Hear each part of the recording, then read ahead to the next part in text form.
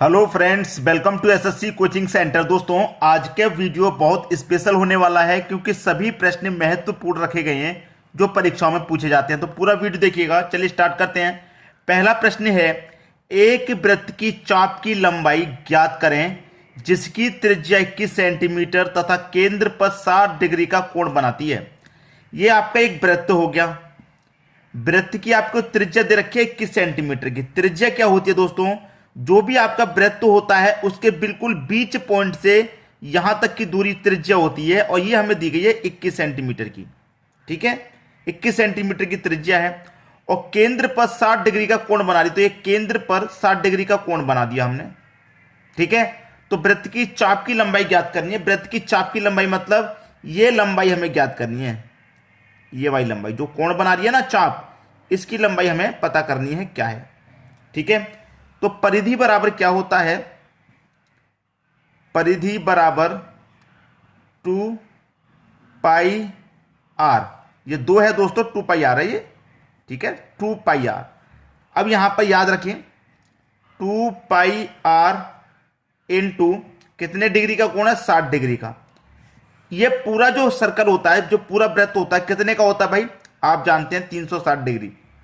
360 में से ये क्या दिया गया? 60। ये 60 डिग्री का जो कोण है ये 360 में से ही तो है। ठीक है, अब देखिए 2 पाई का मान कितना होता है? 22/7 इंटू आर का मान दिया गया आपको 21। ठीक है, रेडियस परिधि कितनी दी गई? 21 इंटू 60 डिवाइड बाई 360।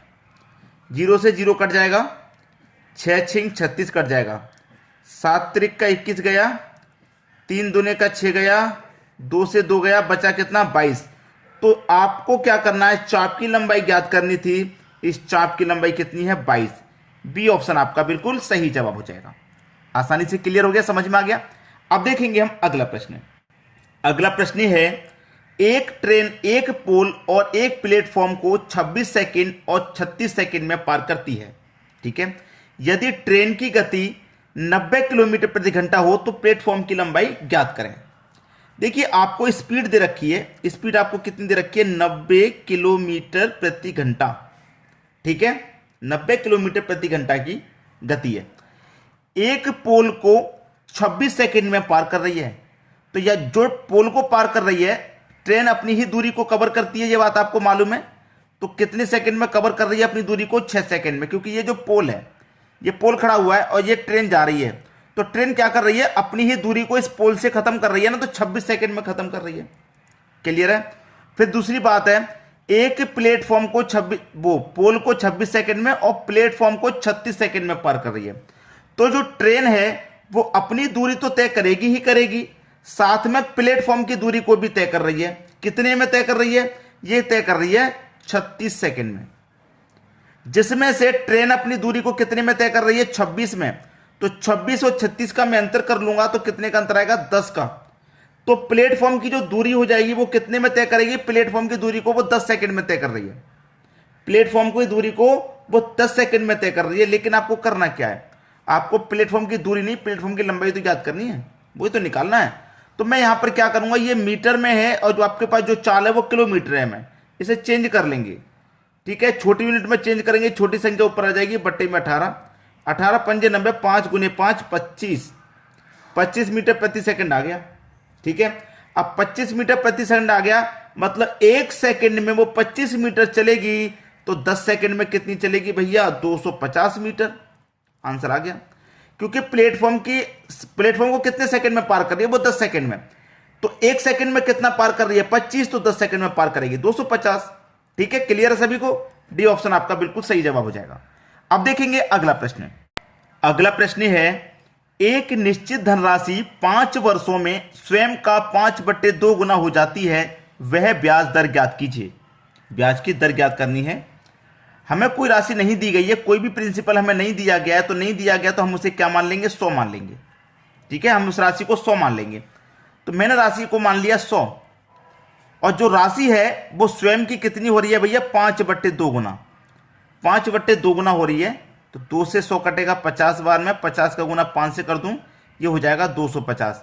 राशि मेरी थी 100, 100 से हो गई 250, कितनी बढ़ गई? 150। तो मेरा 150 ब्याज बढ़ रहा है कि नहीं बढ़ रहा। अब जो सिंपल इंटरेस्ट का फॉर्मूला है लगा दीजिए, साधारण ब्याज बराबर पी आर टी बट्टे 100। सिंपल इंटरेस्ट कितना है, 150 रुपये हमें ब्याज मिला है, प्रिंसिपल कितना था, 100 था, रेट निकालना है, टाइम दे रखा है 5 वर्ष का, बट्टे कितना 100, 100 से 100 कट जाएगा, 5 से कटा दूंगा 150 को तो 30 बार में कटेगा, इधर 30 और इधर आर, 30 और आर, तो रेट आपका 30% का हुआ कि नहीं हुआ, रेट निकल के आ गया 30% का। पहला ऑप्शन क्या हो जाएगा, बिल्कुल सही जवाब। अब देखेंगे अगला प्रश्न। अगला प्रश्न है यदि a प्लस बी प्लस सी बराबर 0 हो तो ए स्क्वायर, इसकी वैल्यू इसकी वैल्यू इसकी वैल्यू सबको जोड़ना है।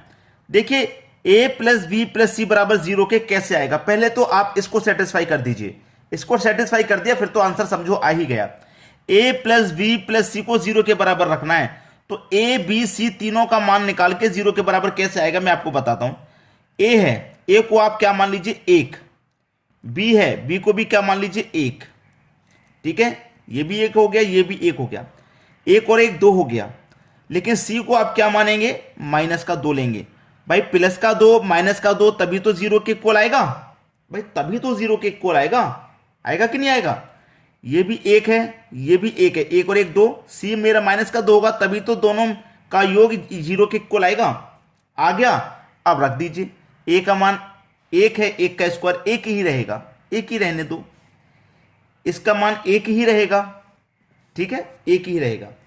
अब b और c का गुना, b और c का गुना, b और c का गुना 2 1 कम 2, ठीक है, माइनस माइनस का गुना प्लस होता है तो प्लस का 2 आ जाएगा, प्लस b का मान 1 है तो 1 का स्क्वायर 1 ही रहेगा, b का मान 1 है तो 1 का स्क्वायर 1 रहेगा। अब c और a का गुना, c का और a का गुना तो 2 1 कम 2, माइनस माइनस का गुना प्लस, यहां पे प्लस का 2, प्लस आ जाइए c का मान, c का स्क्वायर, c का मान कितना 2, 2 का स्क्वायर कितना हो जाएगा 4, प्लस का 4 आएगा क्योंकि माइनस माइनस देखिए, माइनस का 2 गुने माइनस का 2 तो माइनस माइनस का गुना प्लस हो जाएगा 4, इसलिए 4 आ जाएगा, ठीक है।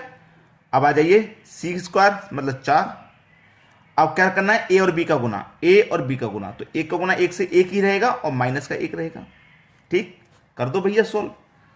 1 के बटे में 1 और 2 3, प्लस 1 के बटे में 3, प्लस 4 के बटे में 3, 4 में से 1 जाएगा 3 तो 4 के बटे में 3। अब 3 क्या हो गया, आपका एलसीएम हो गया, 4 और 1 5 और 1 6 हो गया, 3 से 6 कट जाएगा 2 बार में, आंसर आपका 2 आ गया, ठीक है। सी ऑप्शन बिल्कुल सही, आसानी से समझ में आ गया होगा ये प्रश्न, जबकि कठिन प्रश्न है। अब देखेंगे अगला सवाल। अगला प्रश्न है धनात्मक पूर्णांकों के युग्म की संख्या कितनी है जिनका योग 99 है तथा HCF 9 है। भाइयों ये प्रश्न मैं आपको होमवर्क के लिए देता हूं, ये प्रश्न मैं आपको होमवर्क के लिए दे देता हूं ताकि आप इसे घर से सीखें तो बहुत सी जानकारी आपको मिल जाए।